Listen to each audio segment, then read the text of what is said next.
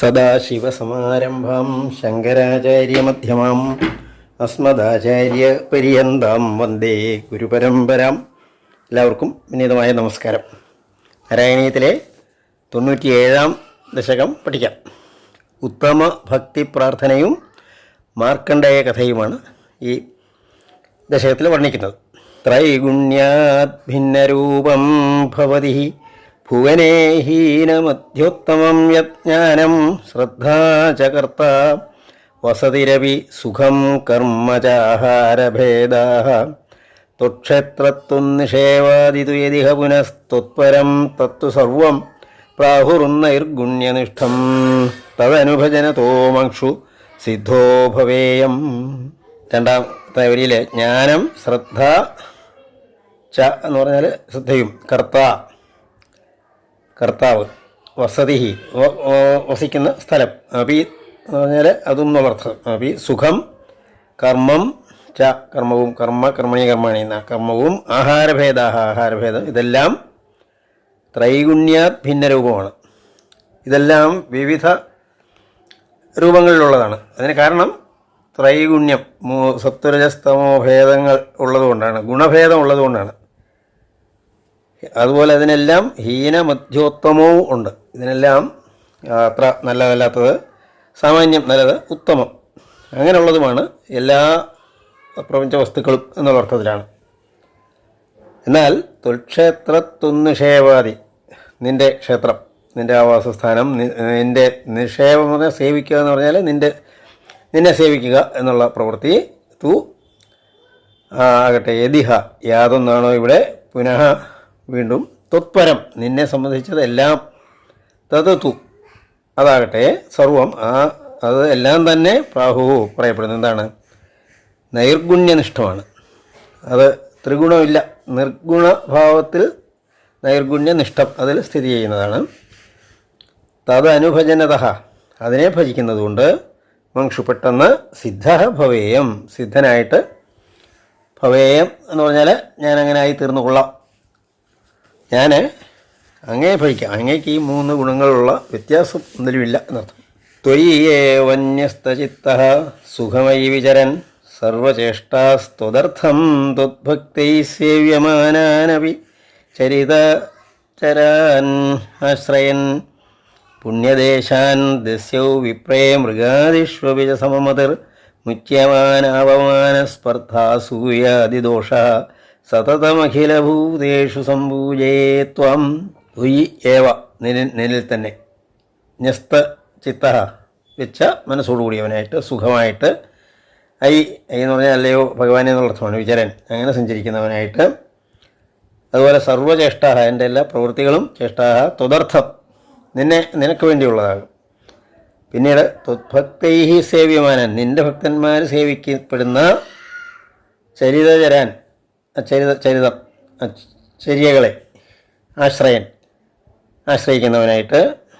അതുപോലെ അവർ സേവിക്കുന്ന പുണ്യദേശങ്ങളെയും ആശ്രയിക്കുന്നവനായിട്ട്, അവരെ എല്ലാ പ്രവൃത്തികളിലും ദേശങ്ങളിലും ഒക്കെ അവരെ പിന്തുടരുന്നവനായിട്ട് എന്നർത്ഥം. അങ്ങനെ വരുമ്പോൾ എന്താണ്? ദസ്യവും വിപ്രേ, ദസ്യു എന്ന് പറഞ്ഞാൽ മോഷ്ടാവ് അല്ലെങ്കിൽ ദുഷ്ടൻ അവരും, വിപ്രനിലും ബ്രാഹ്മണൻ, അതുപോലെ മൃഗാദിഷു അപി മൃഗങ്ങൾ തുടങ്ങിയവയിലും സമമതിയാണ്. സമം എന്ന് പറഞ്ഞാൽ അവരോടൊക്കെ ഒരേ ഭാവമാണ്. അവരൊക്കെ ഈശ്വര ഭാവം തന്നെയാണ് എന്നുള്ള മനസ്സിൽ സങ്കല്പിച്ചുകൊണ്ട് മുച്യമാന അവമാന സ്പർദ്ധ അസൂയം. മുച്യമാനം എന്ന് പറഞ്ഞാൽ മോചനം നേടിയത് എന്ന് പറഞ്ഞാൽ ഇല്ലാതായത് എന്നർത്ഥം. ഇല്ലാതായ അവമാനം, മാനാവമാനങ്ങൾ, അഭിമാനവും അപമാനവും അതിനെയൊക്കെ ഇല്ലാതാക്കിയിട്ടാണ്. സ്പർദ്ധ വിരോധമാണ്. അസൂയ ആദി ദോഷ അതെല്ലാം മാറിയവനായിട്ട് സതതം എല്ലായ്പ്പോഴും അഖിലഭൂതേഷു എല്ലാ ഭൂതങ്ങളിലും എല്ലാ വസ്തുക്കളിലും സംപൂജയത്വം നിന്നെ പൂജിക്കാം. നിന്നെ ത്വദ്ഭാവോ യാവദേഷു സ്ഫുരതി ന വിശദം താവദേവം ഹ്യുപാസ്തിം കുർവൻ ഐക്യാത്മബോധേ ചടതി വികസതി ത്വന്മയോഹം ചരേയം ത്വദ്ധർമ്മസ്യ താവത് കിമപി ന ഭഗവൻ പ്രസ്തുതസ്യ പ്രണാശാത് തസ്മാത് പ്രണവാത്മനൈവ പ്രതിശ മമ വിഭോ ഭക്തിമാർഗം മനോജ്ഞം. ത്വദ്ഭാവഃ നീയാണെന്നുള്ള ആ ഭാവം യാവത് എപ്പോഴാണോ യേശു ഈ പറഞ്ഞ വസ്തുക്കളിൽ ദസ്യു അതുപോലെ വിപ്രൻ എന്നൊക്കെ പറഞ്ഞല്ലോ, പല രീതിയിലുള്ള വസ്തുക്കളിൽ സ്ഫുരതി എന്ന വിശദമായിട്ട് സ്ഫുരിക്കുന്നില്ല, അങ്ങനെ തോന്നുന്നില്ല എന്നുണ്ടെങ്കിൽ താവത് അപ്പോൾ വരെ ഞാൻ ഇപ്രകാരം ഉപാസ്ത്യം കുറുവൻ, അതിലേക്ക് കൂടുതൽ ശ്രദ്ധയോടുകൂടി ഉപാസന ചെയ്തിട്ട് അതിനു വേണ്ടി ഉപാസന ചെയ്യും. എന്നാൽ ഒന്നാണെന്ന് അങ്ങനെ തോന്നുന്ന ഭാവം കിട്ടണം എന്നുള്ളതിന് വേണ്ടി ചെയ്യുന്നതിനായിട്ട് ഐക്യാത്മ്യബോധം, ആ ഏകാത്മ ഭാവം ഛടിതി വികസതി, പെട്ടെന്ന് വികസിക്കുമ്പോൾ, ബോധയെ വികസതി എന്ന് പറഞ്ഞാൽ ബോധത്തിൽ വികസിക്കുമ്പോൾ ത്വന്മയ അഹം ജരേയം, എല്ലാം ത്വന്മയമാണ്, എല്ലാം നിൻ്റെ തന്നെ ഭാവങ്ങളാണ് എന്ന് വിചാരിച്ചുകൊണ്ട് ഞാൻ സഞ്ചരിക്കും.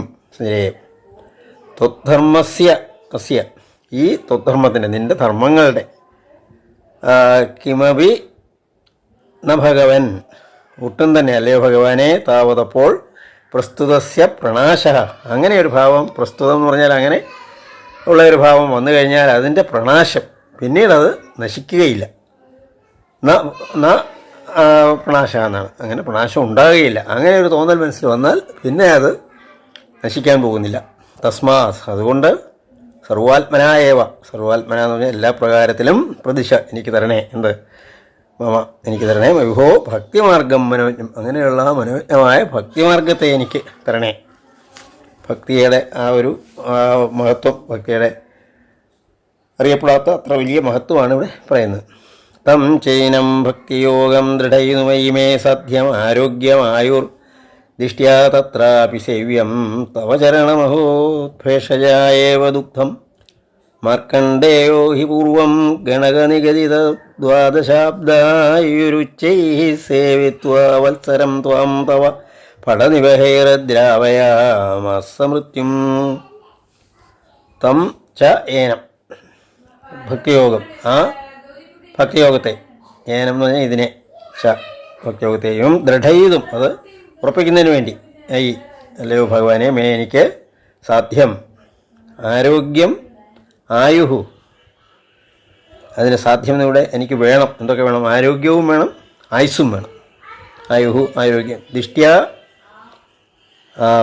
ഭാഗ്യം കൊണ്ട്, തത്ര അഭി അവിടെയും, സേവ്യം സേവിക്കപ്പെടേണ്ടതാണ്, തവ ചരണം നിൻ്റെ ആ പാദം സേവിക്കപ്പെടേണ്ടതാണ്. ഹോ ആശ്ചര്യം തന്നെ. ഭേഷജായേവ ദുഗ്ധം, ഭേഷജം എന്ന് പറഞ്ഞാൽ രോഗം മാറാനുള്ള ഔഷധം, അതിന് ദുഗ്ധം എത്രത്തോളം, ദുഗ്ധം എങ്ങനെയാണ്? ദുഗ്ധം എന്ന് പറഞ്ഞാൽ പാല്, മരുന്ന് കഴിക്കുന്നതിൻ്റെ കൂടെ പാല് കഴിച്ചാൽ ഇരട്ടി പ്രയോജനമുണ്ട്. അസുഖം മാറാൻ ഔഷധത്തിൻ്റെ കൂടെ പാൽ കൂടി വൈദ്യന്മാർ പറയാറുണ്ട്. അങ്ങനെ അസുഖം മാറാൻ പാലും കുടിക്കാം. പാല് കുടിക്കുമ്പോൾ അസുഖം മാറുന്നതിനും സഹായകമാണ്. അതാണ് ഇവിടെ പറയുന്നത്. മലയാളത്തിലൊരു ശൈലിയുണ്ട്, രോഗി ഇച്ഛിച്ചതും പാല്, വൈദ്യൻ കൽപ്പിച്ചതും പാല് എന്നുള്ളത്. ഇവിടെ ഭക്തി ആരോഗ്യത്തെയും ആയുസ്സിനെയും രണ്ടും നേടാൻ സഹായിക്കും. ഭട്ടതിരിക്ക് ഈ സമയമായപ്പോഴത്തേക്ക് ആരോഗ്യം കിട്ടുന്നുണ്ട്. അപ്പം ഭക്തർ പറയുന്നത് എനിക്ക് ആയുസ്സും വേണം അങ്ങനെ ഇനി സേവിക്കണമെങ്കിൽ. അപ്പോൾ ആയുസ് വേണമെങ്കിൽ എന്താണ്? അത് ആ ഭക്തി തന്നെ, അങ്ങനെ തന്നെ ശരണം പ്രാപിക്കാനുള്ള മനസ്ഥിതി വന്നാൽ ആയുസ്സും കിട്ടും. ഭക്തി നേടാൻ ഇനിയും എനിക്ക് വേണ്ടത് ആയുസ്സാണ്. ആയുസ് വേണമെങ്കിൽ ഭക്തി വേണം എന്നും എനിക്കറിയാം എന്നുള്ളതാണ് ഇവിടെ പറയുന്നത്. ഇതിന് ഒരു കഥ പറയുന്നതാണ്. ഇനി മാർക്കണ്ഡേയ ഹി പൂർവം പണ്ട് ഗണകനിഗദിത ദ്വാദശാബ്ദായു, ഗണകൻ ജ്യോതിഷി നിഗദിതം നിശ്ചയിച്ചു. എന്താണ്? 12 ദ്വാദശം, അബ്ദം എന്ന് പറഞ്ഞാൽ വർഷം, ആയുസ് 12 വർഷമാണെന്ന് ഉച്ചൈഹി. എന്നിട്ട് ഉച്ചൈഹി സേവിത്വ. അപ്പോൾ കഥയുള്ളത് 12 വയസ്സാണെന്ന് പറഞ്ഞു, 12 വർഷമാണ് ആയുസ്സെന്ന് പറഞ്ഞു. 11ാമത്തെ വയസ്സായപ്പോൾ ആ ജന്മദിനത്തിൽ അച്ഛനും അമ്മയും കരയുന്നത് കണ്ടു. എന്താണെന്ന്, അടുത്ത ജന്മദിനം കൂടെ ഉള്ളല്ലോ എന്ന്. അപ്പോൾ മാർക്കണ്ഡേയൻ ഇതറിഞ്ഞു, ചോദിച്ചൊക്കെ അറിഞ്ഞു കഴിഞ്ഞപ്പോൾ മാർക്കണ്ഡേയൻ ആ ഒരു വർഷം ഭഗവാനിൽ മാത്രം മനസ്സ് അർപ്പിച്ചു കഴിഞ്ഞു എന്നാണ്. അഥവാ ഭടനിവഹീഹി, നിൻ്റെ ഭടനിവഹന്മാരാൽ ദ്രാവയാമാസ, മൃത്യും ദ്രാവയാമാസ, ആ മൃത്യുവിനെ ദ്രാവയാമാസ എന്ന് പറഞ്ഞാൽ ഓടിച്ചു. ഭക്തി കൊണ്ട് മൃത്യുവിനെ ഇല്ലാതാക്കാമെന്നുള്ളതിൻ്റെ ഒരു ഉദാഹരണം ഇവിടെ പറഞ്ഞതാണ്.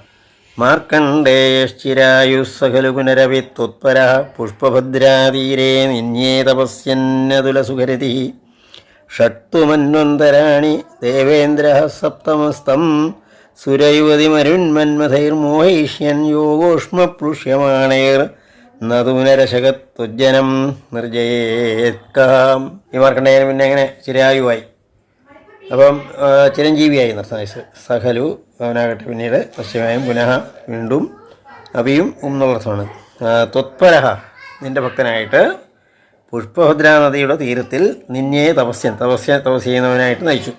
വളർക്കാലം കഴിച്ചു കൂട്ടി നർത്തം. അതിലെ സുഖരതി, ആ തപസ്സിൽ മാർക്കണ്ഡേയന് സന്തോഷമാണ്. തപസ്സെന്ന് പറഞ്ഞാൽ വലിയ ക്ലിഷ്ടത ഉണ്ടാക്കുന്നതാണ്, അങ്ങനല്ല. ഇദ്ദേഹത്തിൻ്റെ തപസ്സെന്ന് പറഞ്ഞാൽ എപ്പോഴും ആനന്ദഭാവമാണ് ആ ഭക്തിയുടെ. സുഖരതി ഷട്ടു മന്വന്തരാണി, ഇദ്ദേഹം 6 മന്വന്തരങ്ങളാണ് ഇങ്ങനെ തപസ് ചെയ്തത്. ഇതാണ് അത്രയും തപസ് ചെയ്താൽ, അത്രയും തപസ് ചെയ്യുന്നവർക്ക് അടുത്ത ദേവേന്ദ്രനാവാം. അങ്ങനെയാണ്. അങ്ങനെ വന്നപ്പോൾ ദേവേന്ദ്രൻ എന്ത് ചെയ്തു? തപസ് മുടക്കണം. അതിന് ദേവേന്ദ്ര സപ്തമഹ എന്ന് പറഞ്ഞാൽ 7ാമത്തെ ദേവേന്ദ്രൻ. അപ്പോൾ 7ാമത്തെ മന്വന്തരത്തിലാണ്. ആ ദേവേന്ദ്രന് സുരയുവതി ദേവ സ്ത്രീകൾ മരുത്തെന്ന് പറഞ്ഞാൽ നല്ല മന്ദമാരുതൻ, മന്മഥൈഹി എന്ന് പറഞ്ഞാൽ കാമദേവനെ അയച്ചു. മന്മഥന്മാരാൽ മോഹയിഷ്യൻ മോഹിപ്പിക്കുന്നവനായി. ഈ മാർക്കണ്ഡേയനെ മോഹിപ്പിക്കാൻ ശ്രമിച്ചു എന്നർത്ഥം. പക്ഷേ യോഗോഷ്മപ്ലുഷ്യമാണൈഹി, യോഗം ആ മാർക്കണ്ഡേയൻ്റെ യോഗത്തിൻ്റെ ചൂടുകൊണ്ട് പ്ലുഷ്യമാണെന്ന് പറഞ്ഞാൽ ദഹിപ്പിക്കുന്നവരായ ഇവരാൽ എന്നത് പിന്നെ ദശകത്ത് അതിന് സാധിച്ചില്ല. ത്വജ്ജനം നിർജയേത് കഹ, ആരാണ് നിൻ്റെ ജനത്തെ ജയിക്കുന്നത്? പ്രീത്യാ നാരായണാഖ്യസ്ത്വമഥ നരസഖ പ്രാപ്തവാനസ്യ പർശ്വം തുഷ്ട്യാ തോഷ്ടൂയമാനഃ സതു വിവിധവരൈർ ലോഭിതോ നാനുമേനെ ദ്രഷ്ടും മായാം തുദീയാങ്കില പുനരവൃണോത് ഭക്തിതൃപ്താന്തരാത്മാ മായാ ദുഃഖാനഭിജ്ഞസ്തദപി മൃഗയതേ നൂനം ആശ്ചര്യഹേതോ. ഇത്രയും തപസ് ചെയ്യുന്ന ഭക്തനെ നരനാരായണന്മാർ വന്നിട്ട് അനുഗ്രഹിക്കുകയാണ്. കാരണം ഏറ്റവും വലിയ തപസ് ചെയ്തവരാണ് നരനാരായണന്മാർ. നരസഹനായ നാരായണൻ അവിടെ വന്നു, പ്രാപ്തവാനായ അസ്യ പാർശ്വം അടുത്ത് വന്നു. തുഷ്ട്യ തോഷ്ടൂയമാനഃ, സന്തോഷത്തോടുകൂടി സ്തുതിക്കുന്നവനായിട്ട്. സതു വിവിധവരൈഹി ലോഭിത, അനേകം വരങ്ങളാൽ ലോഭിതനായി. ആഗ്രഹം പ്രേരിപ്പിക്കപ്പെട്ടു. വരം ചോദിച്ചുകൊള്ളാൻ പറഞ്ഞു. എന്നാൽ അനുമേനെ, പക്ഷേ അതൊന്നും സ്വീകരിച്ചില്ല എന്നർത്ഥം. ദ്രഷ്ടും മായാം, അങ്ങനെയല്ല എന്തെങ്കിലും ഒരു വരം ഞങ്ങൾ ചോദിച്ചതല്ലേ എന്ന് ചോദിച്ചപ്പോൾ പറഞ്ഞു എനിക്ക് അങ്ങനെയാണെങ്കിൽ എനിക്ക്.